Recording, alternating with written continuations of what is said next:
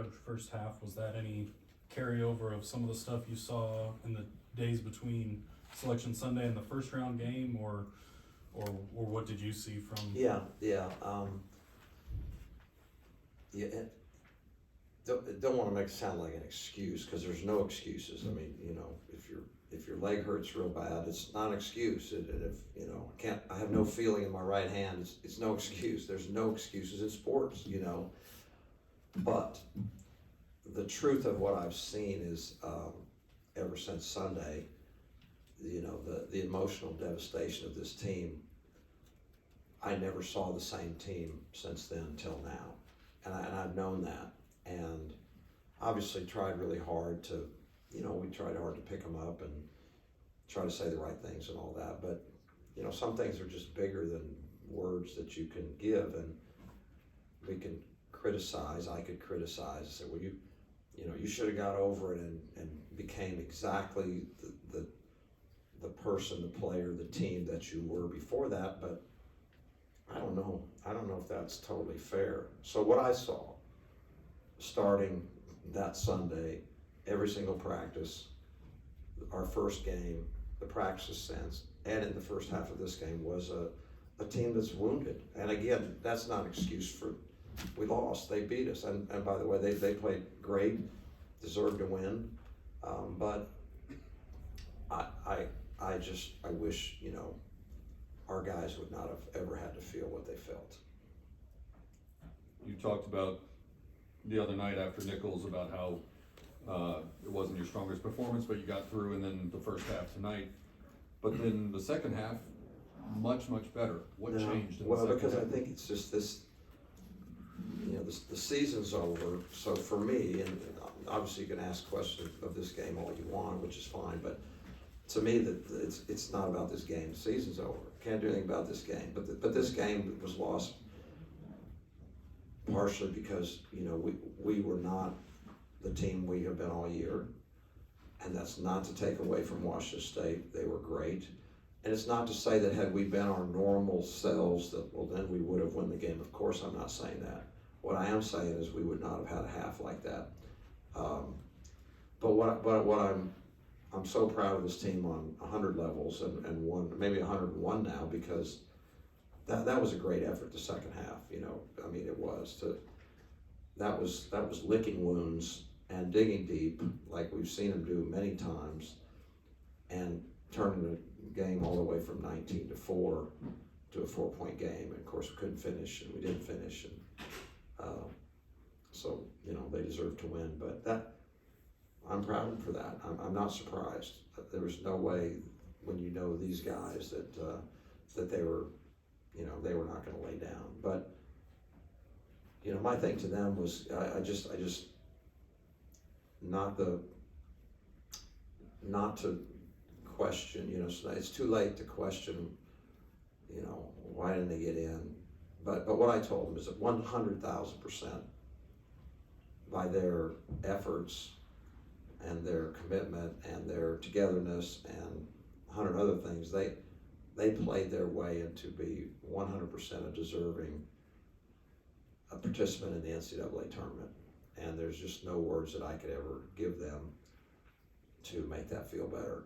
And I'll probably never get over it for them, not for me. I've been involved in a whole bunch of them, but they have a short career, and especially, you're not ever really supposed to have favorite teams or favorite players when you're a coach, but I've coached a long time, and this one's right up there. I mean, it's hard not to, because you look at some of the incredible personal adversity off the floor many of our guys have had, some well documented, some not. Some are not even talked about. For them to overcome that, and then you look at a team, we brought in 9 new guys, a bunch of transfers who'd been the star of their team, to mesh with some freshmen and some guys from last year that had played great for us.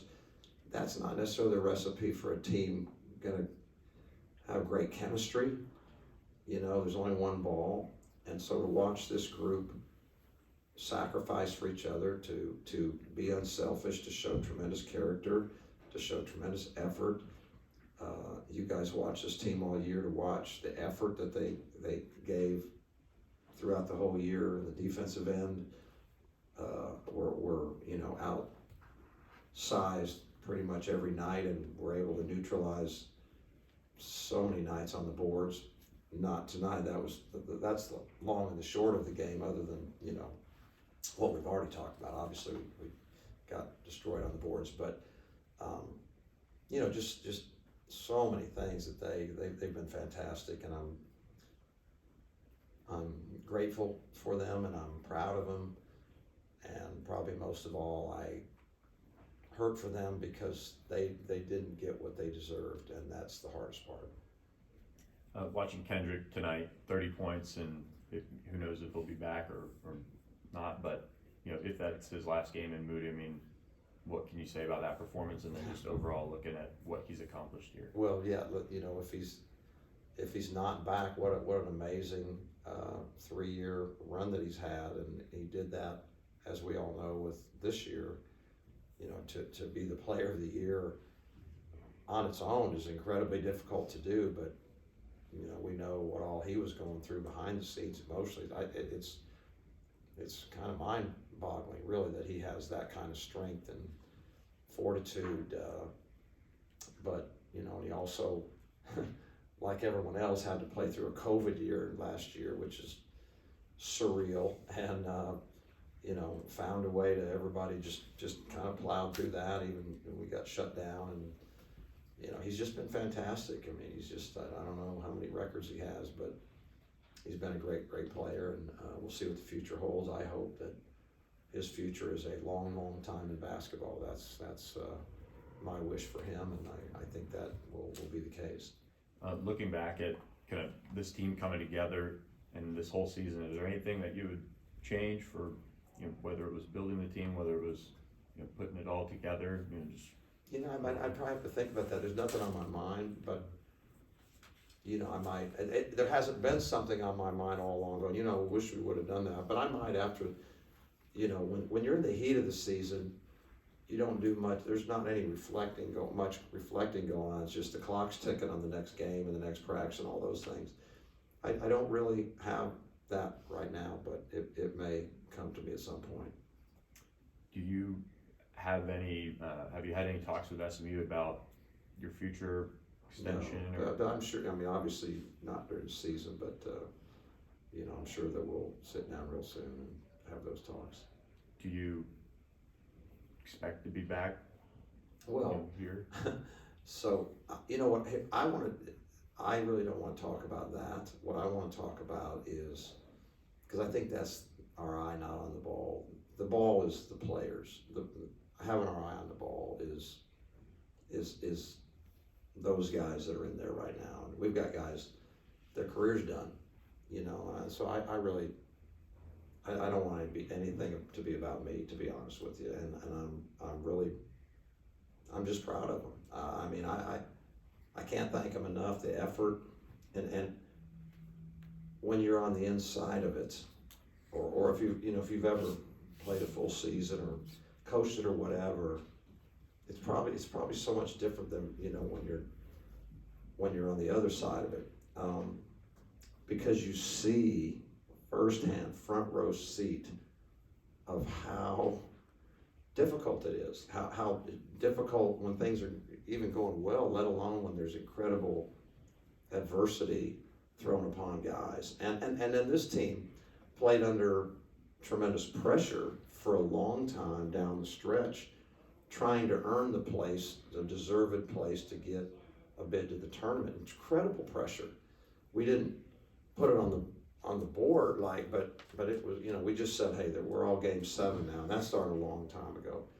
And these guys just kept responding, no matter how they felt, no matter, and I heard Bill Walton the other night said, anybody that's playing right now, any kind of minutes is hurting. That's college basketball. So you play through that, everybody plays through that. Then you've got the pressure, then you've got, the difficulties behind the scenes. And so I don't know, I appreciate the heck out of them. I know there's a lot of pain for all of them. I know there's the most most pain for the guys whose career come to an end. That is one of the most difficult moments a player ever faces. I can promise you that. That one lasts a while. So that's where my heart is. You've got a couple of guys, Kendrick and Emmanuel Bandamel, who, if I'm not mistaken, have the option at least of coming back for another year.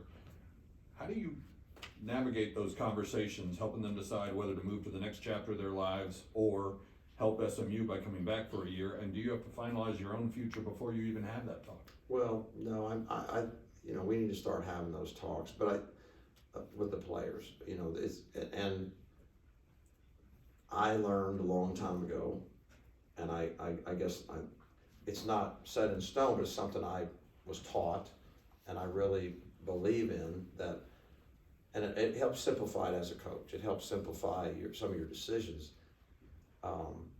That during the season, once the games start, that every decision you make should be you try to make it for the best of the team. It is in the team's, if this is in the team's best interest, that's what we do. But as soon as the season's over, then every decision that you make or opinions that you give should be in the best interest of the players. So that takes any, you want to try to have no selfish motives is what I'm trying to say. It is time for us as coaches to try to help every single one of our players make the best decision that they can. Sometimes in this day and age, and this is one of the saddest things that there's a number of sad things that go on, but tragic maybe is another word, that we do live in a day and age when there is a lot of money involved, and so people that are in the business of trying to recruit your players for their own financial gain sometimes can do their best to convince the players that, well, the coaches, they don't have your best interest in mind, even though you have for every day of their life since they've been here and you're trying to help them succeed. But they, in fact, someone they just met, actually cares deeply about them, even though they've not invested very much. And so they, their first plan of attack is to try to, don't listen to your coach because he just wants you to come back, which is never the case. I say never. I shouldn't say never. I don't know everybody what they say, but I can tell you all the coaches I know, they want their guys to do what's best for them, and they want them to leave if it's going to be best for them. They want them to be a pro if it's best for them. What they don't want is the tragic ending where people on the outside with nothing to lose convince someone on the inside to just listen to them because they have their interest, and they make a decision that turns out to have very negative connotations in a lifetime. And that is, to me, one of the saddest things that I have witnessed over the years. It's cruel to me. It's cruel. We all need to be, well, there's not enough of this in the world anyway. There's not enough caring about each other in the world anyway. We got way too much negativity, to say the least, in the whole world. But by God, we ought to at least try to care about young people and try to give them, good advice and not selfish advice that only is going to advance me. And maybe that's a good place to start, but that's a whole nother story. But I do feel strongly about that. What did you tell the team after the game? Somewhat what I just said here, that I wish to God I could take. I wish I could have a way to have justice made, what I consider justice. And I told to me, you were 100,000% earned a trip to the NCAA tournament. I won't get into the numbers and the specifics and all that, but that is my true feelings. Not just because I like them so much, but the facts, as I saw it. I don't know how you make a case for leaving them out.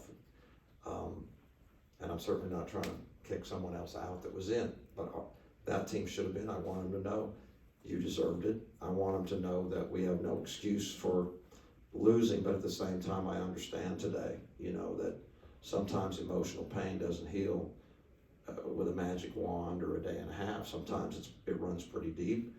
And I told them that what I just said to you guys, you're not supposed to have favorite teams, but this is one of them. This is, I just have so much respect for, what I saw, effort, attitude, character, adversity, you name it. So, you know, I'm just so appreciative of them, and that was mainly what I told them.